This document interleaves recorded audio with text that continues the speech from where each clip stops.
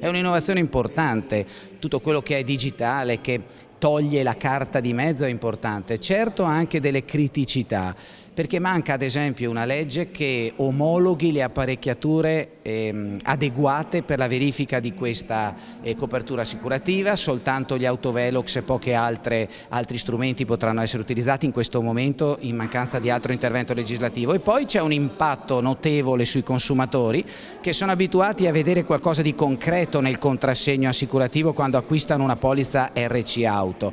Questo supporto concreto verrà sostituito dalla sola documentazione contrattuale che attesta la polizza. Il fatto che 3-4 milioni, il numero preciso non c'è, di veicoli circolanti in Italia pare sprovvisto di copertura assicurativa. Ecco, lo scopo è anche limitare questo numero perché ovviamente comporta un danno sociale notevole, e l'altro scopo è evitare il fenomeno della contraffazione dei contrassegni, perché da qualche anno, complice anche la crisi economica, qualcuno simulava la copertura assicurativa con la contraffazione del documento cartaceo.